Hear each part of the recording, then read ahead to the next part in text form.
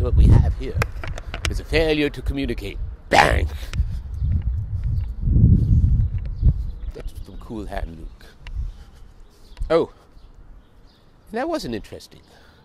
That was where, it was between two people who were as stubborn as one another, such as myself and Officer Smith.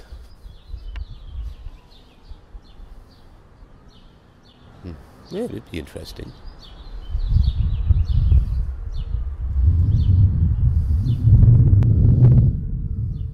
Good morning.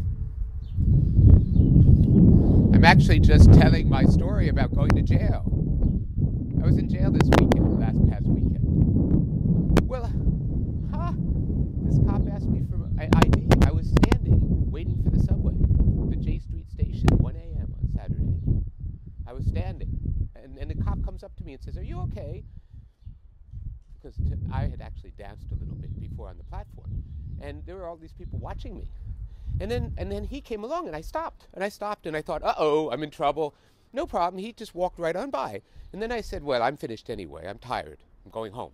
So I go to the end of the thing, and I sort of hide behind this, the last pillar, right at the very front of the F train. And just because people were watching, and I said, I'm tired. I'm finished. And so I see that he comes over, and I was actually thinking it was somebody else coming up to me. And then I realized it's the cop. And I said, hello. And he says, hi, sir, are you okay? And I said, yeah, I'm fine. I'm tired. And I was also feeling like I was kind of excited. I said, sort of feeling a little excited because that was the best performance I've ever done. And I figured that's it. We could talk. I didn't care what we talk about. And then he asked me for my ID. Now, several months ago, I had decided, because I've been learning about the fact that the cops in this city think they have a right to know your last name and your address just because, without any reason to think you're doing anything wrong. They think they have the right to say, give me your ID. And that's exactly what, so I said, no, sir, I'm not going to, no, he said, do you have ID? And I said, yes, I do. But you'll either have to arrest me and the train came right at that moment, or I'm going to get on the train and I'm going to go home, and don't worry, I promise I'm not going to bother anybody. I just want to go home to sleep. The train comes. I go into the train and sit down and go, phew, I'm glad we got that one settled. Now, did you see the movie The Matrix? Well, there's this guy, Agent Smith. It's I think it's actually really, it makes sense. It's taking what's happening now with everybody getting so into the computer stuff, So it's a world in which everybody's in the computer the whole time. The people live inside these pods, and the electricity that their bodies give off is what the computers use for power. Because the computers sort of said, hey, we're smarter than these stupid humans, so let's convince them to go on vacation to Disney World in virtual. And let's tell them that we can get rid of their pain. If we hook computers up to the brain, we could actually have, you could actually live in a reality, in a game.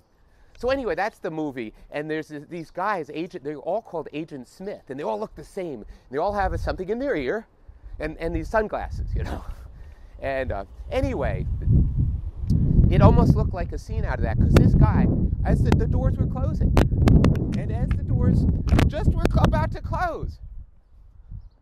Yeah, just keep it. Oh, there's nobody coming. Boy, this is pretty with all the flowers and. Anyway, just as the doors were going to close, a shoe comes in. Stop. And the doors open. And if you ever see that movie, you'll know what I'm talking about when Agent Smith doesn't come up and say, excuse me, sir, you're under arrest for whatever, and here's your Miranda rights. No, Agent Smith doesn't do it. He comes in and just don't be scared of what I do. I promise I won't touch you, but I'll come close. He comes in and goes, So I decided, well, I'm not just going to go. So there was a post there, and I held on. And if you go on to my website, I'm sorry? He didn't. I mean, he scraped me away. And I said to everybody in the car, I said, well, to him, I said, excuse me, sir, this is America. You can't just make me show my ID. And people were taking videos of it.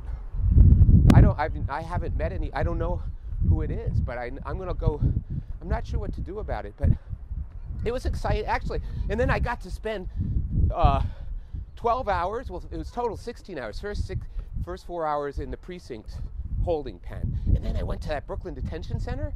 Wow, what a place. That's a fucking jungle in there. It's really, I was like one of the only white guys. But you know what? I'm sorry? Yeah. But you know who I have to say? I wasn't afraid of all these big black guys who I'm sure they fucked me over, but they were not in a position to do anything. Whereas the cops, and I could tell, I could see that there are good cops and there are bad cops.